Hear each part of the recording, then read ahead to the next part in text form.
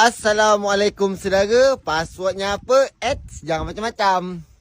Baiklah saudara, jadi di video kali ini saya istirahat dulu. Kerja kelong ya saudara ya. Kerana bulan pun terang ya. Jadi liburlah dulu untuk beberapa hari je. Sekitaran seminggu lah ya. Nah jadi tadi malam tu saya tu masang yang terakhir. Jadi tangkol-tangkol, kadok-kadok ni dah saya naikkan ke atas. Jangan sampai tangkol saya tu tercapai dengan air saudara ya. Takut pula kayak rabak.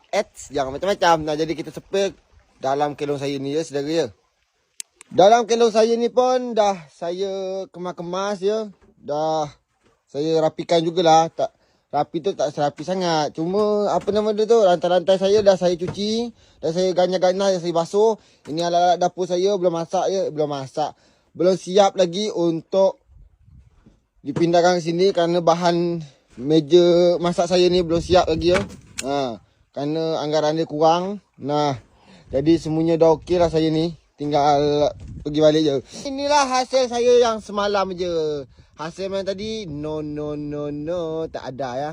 Kerana saya tu mesinnya rusak pas petang ya. Tak berapa lama saya hidup mesin. Mesin saya pun matilah ya.